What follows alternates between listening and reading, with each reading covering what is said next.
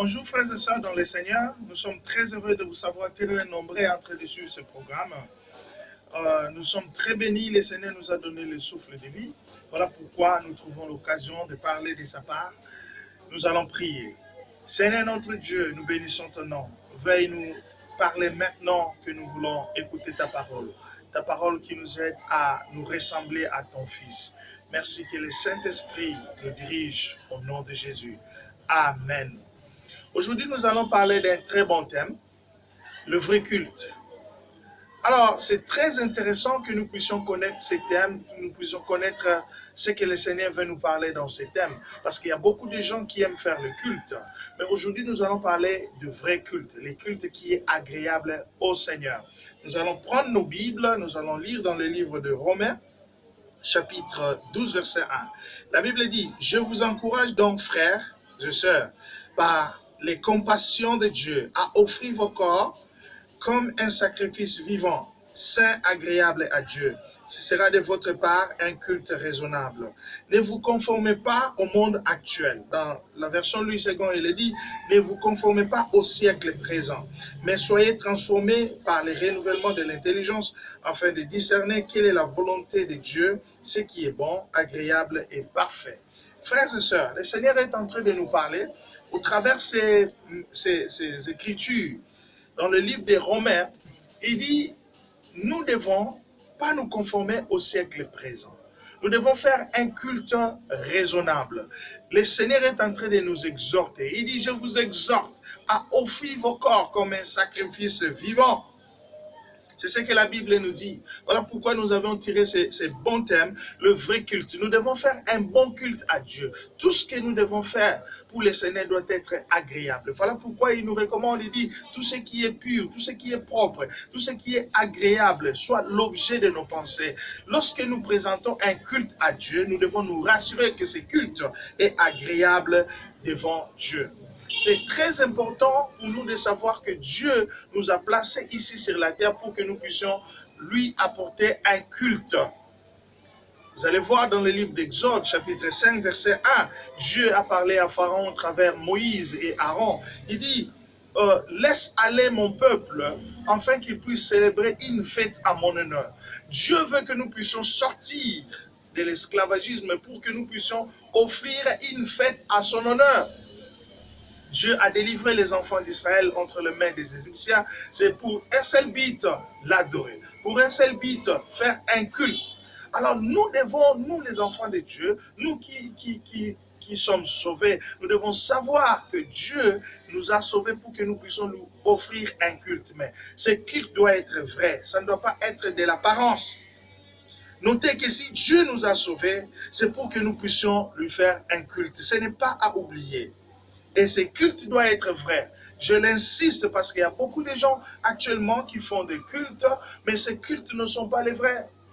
En ce moment, vous allez voir les gens peut-être, bon oui, on est dans un moment difficile où nous ne savons pas fonctionner comme église librement. Vous allez voir, il y a des gens qui se retirent peut-être dans les endroits pour prier, mais ils prient peut-être par formalité. Ils prient peut-être pour dire que, oh non, nous n'avons pas été silencieux pendant ce moment difficile.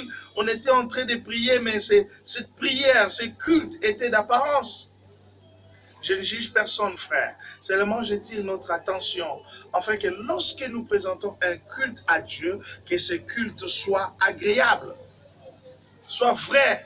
Ce qui est vrai, c'est ce qui est authentique. Ce qui est vrai, c'est ce qui est convenable. Ce qui est vrai, c'est ce qui est conforme à la vérité. Lorsque nous présentons un culte à Dieu, il doit être conforme à la vérité, doit être authentique, doit être vrai culte. Lorsque notre culte est vrai, c'est ainsi que nous allons tirer les bénédictions du Seigneur dans nos vies.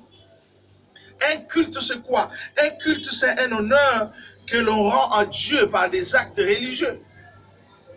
Lorsque nous venons à l'église, nous faisons un culte, c'est-à-dire nous acclamons le Seigneur, nous prenons la Sainte Seine, nous adorons, nous nous agenouillons, nous levons les mains. Ce sont des actes religieux qui accompagnent notre culte. Alors lorsque nous sommes en train de faire cela, nous devons nous rassurer que le culte est vrai. C'est pour cela que la Bible nous dit, dans ces livres de Romains que nous venons de lire, la Bible dit, je vous encourage, je vous exhorte. frères et sœurs, par les compassions de Dieu, par Jésus-Christ. Lorsque nous trouvons la compassion de Dieu au travers Jésus-Christ. Si tu veux que la compassion de Dieu soit sur toi, tu dois être sûr que Jésus est dans ta vie et Dieu aura la compassion sur toi. Mais lorsque tu refuses Jésus, mon frère, lorsque tu refuses Jésus, ma soeur, c'est difficile que la compassion de Dieu soit sur toi. Voilà pourquoi nous avons intérêt, nous qui ne connaissons pas Jésus, de donner notre vie au Seigneur Jésus-Christ, afin que la compassion de Dieu soit sur nous. Alors, la Bible dit, je vous encourage, frères et sœurs, par la compassion de Dieu, à offrir vos corps comme un sacrifice vivant. Frères et sœurs, peut-être vous allez vous poser la question de savoir, oui, vous nous parlez de vrai culte. Comment est-ce que ce culte sera vrai? Comment est-ce que nous devons savoir que notre culte est vrai? Mais écoutez ce que la Bible nous dit dans ce livre de Romains. Il dit, je vous encourage, frères, à offrir vos corps comme un sacrifice vivant. Pour que notre culte soit vrai, notre culte doit être un culte qui est accompagné d'un corps qui s'offre à Dieu comme un sacrifice vivant. Présenter son corps comme un sacrifice vivant, c'est-à-dire se consacrer à Dieu avec une âme vivante. Une âme vivante, c'est une âme pure, sans défaut. Si nous voulons que notre culte soit agréable à Dieu, si nous voulons que Dieu puisse accepter notre culte, frères et sœurs, nous devons offrir à Dieu nos lèvres. Nous devons offrir à Dieu notre force, notre louange, avec une âme pure, avec une âme sans défaut, avec une âme qui n'a pas de reproches. C'est là la Bible dit, Dieu n'exauce pas les pécheurs. Lorsque nous offrons à Dieu le culte, tout en sachant que nous avons le péché en nous, notre culte ne sera jamais et jamais agréable. Les soucis de Dieu, lorsqu'il nous a sauvés, dans le livre d'Éphésiens chapitre 1 verset 4, la Bible dit, gloire soit rendue à notre Dieu qui nous a bénis de toutes sortes de bénédictions dans les lieux célestes. Ça c'est le verset 3. Dans le verset 4, il est dit, il nous a élus avant la fondation du monde pour que nous soyons saints et irréprochables. Nous soyons saints et sans défaut. Nous, les enfants de Dieu, lorsque nous nous approchons de Dieu, nous devons nous rassurer que nous sommes sans défaut. Ah, vous allez dire, mon frère, qui n'a pas de défaut, qui est saint? Oui, Dieu est saint. Et il veut que nous soyons saints. Dieu ne peut pas nous demander quelque chose que nous ne pouvons pas faire. Il dit, soyez saints comme votre Père est saint. Alors, il ne faut pas trouver le prétexte de vivre une vie désordonnée en disant que nous ne sommes pas saints, ni les saints. Ni les saints, c'est vrai. Mais lorsque nous acceptons Jésus, c'est par Jésus-Christ que nous devenons saints. Frères et sœurs, nous sommes appelés à faire un vrai culte au Seigneur. Ne passez pas le temps inutilement à chanter, aller dans le désert, à faire des veillées, aller sur la montagne. Ne passez pas le temps lorsque notre âme n'est pas pure. Avant de monter faire un culte devant le Seigneur, nous sommes appelés, frères et sœurs, à être purs. C'est pour cela que vous allez voir les enfants d'Israël, avant qu'ils sortent de l'esclavagisme, avant qu'ils sortent de la main des Égyptiens, le Seigneur a ordonné que chaque famille puisse tuer un agneau sans tache et l'offrir à Dieu. C'était un signe de la pureté. Dieu les lavait. Dieu voulait que lorsqu'ils vont aller pour les célébrer, qu'ils les célèbrent d'une manière pure. Que leur culte soit agréable à Dieu. Donc, frères et sœurs, faisons attention. Il y a beaucoup de gens qui s'offrent à Dieu, mais ils ne sont pas vivants. Ils ne sont pas purs. Or, pour être pur, il faut être et demeurer dans l'obéissance et dans la crainte de Dieu. Demeurer et être dans l'obéissance à Dieu. Lorsque nous sommes dans l'obéissance à Dieu, lorsque nous marchons dans la crainte de Dieu, notre culte sera agréable, notre culte sera vrai, notre culte sera conforme à la vérité. Et Dieu, à tout moment que nous allons nous lever pour présenter un culte à Dieu, Dieu va se lever pour accueillir ce culte. Moi, je regrette. Je ne veux pas que cela soit notre cas. Dieu parle dans le livre d'Ésaïe. Il dit, ce peuple m'adore de la bouche, mais leur cœur est loin de moi. Lorsque nous adorons le Seigneur et que notre cœur est loin, notre cœur est attaché à ce siècle. Vous allez voir, la Bible dit, ne vous conformez pas au siècle présent. Ça dit, ne vivez pas comme les païens. Lorsque nous offrons à Dieu un culte et que notre vie est comme les païens, nous ne donnons pas un culte vrai à Dieu. Nous sommes appelés à marcher dans la sanctification. Les croyants de ce siècle aiment beaucoup faire des cultes, mais des cultes qui ne sont pas raisonnables à Dieu. On aime prier, on aime aller sur la montagne. C'est bien, je ne suis pas contre les gens qui vont sur la montagne. Moi-même, il m'est arrivé d'aller à la montagne plusieurs fois et prier, je ne suis pas contre. Mais ce qui est sûr, lorsque vous montez sur la montagne, est-ce que votre cœur est préparé? Ou bien vous continuez à avoir des rancunes dans le cœur, ou bien vous continuez à avoir le problème avec les gens, ou bien vous ne savez pas pardonner, ou bien vous vivez mal devant le Seigneur. Et vous allez sur la montagne, le culte sera inutile. Vous allez passer le temps inutilement.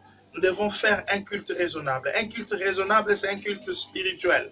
Un culte qui est présenté à Dieu dans la vérité.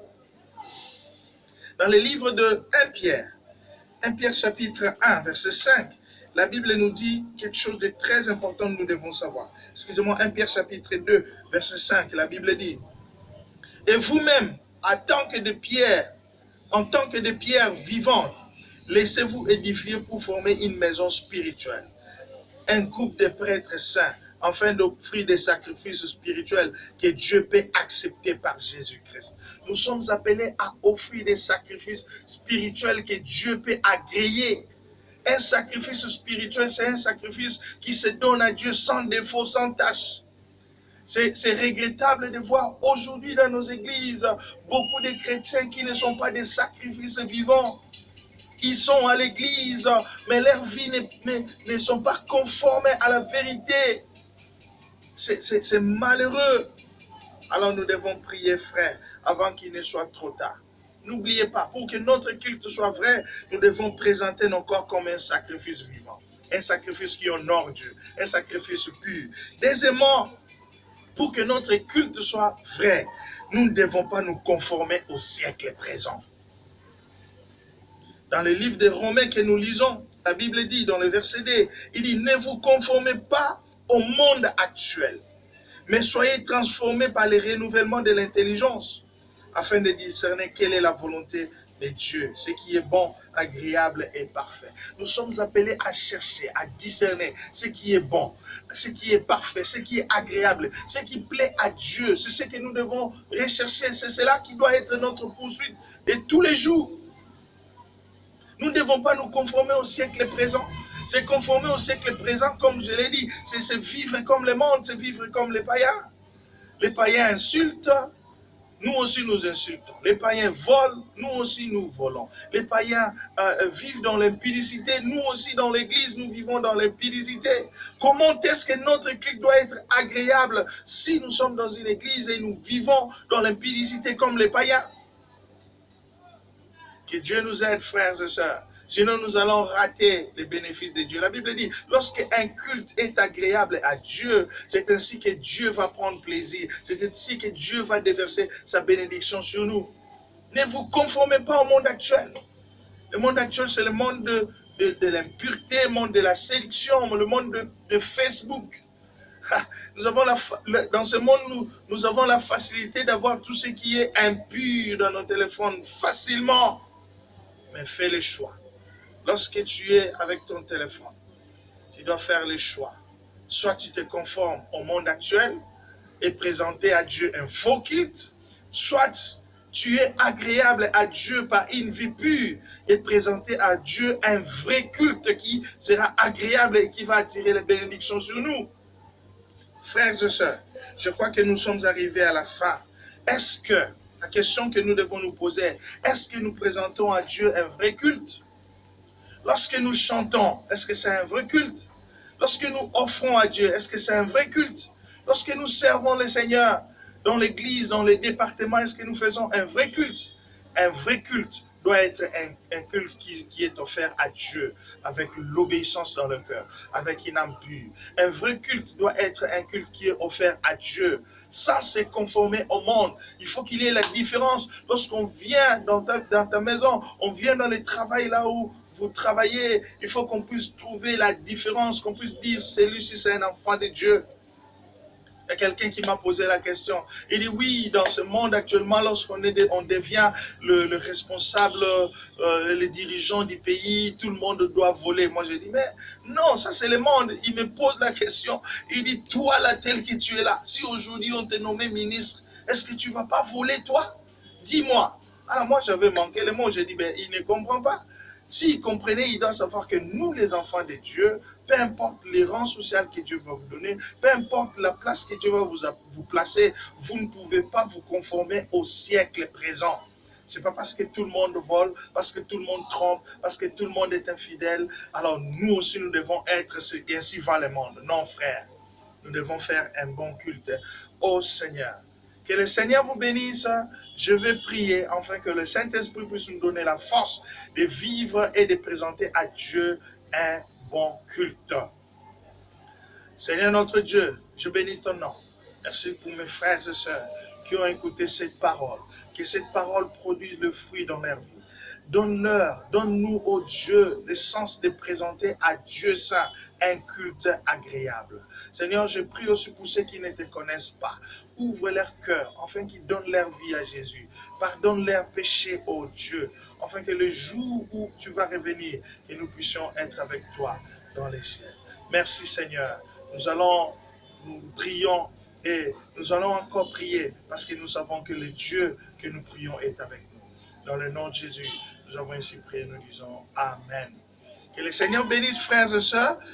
Je crois que nous allons nous revoir prochainement. Si vous avez besoin de conseils, vous pouvez nous appeler avec ces numéros 082 49 11 379. Je suis votre frère, le pasteur Jim Ipoumou. Je suis le pasteur de l'église La Pierre des Jaspes, extension de l'Arche d'Alliance Lemba. Que le Seigneur vous bénisse. Au revoir.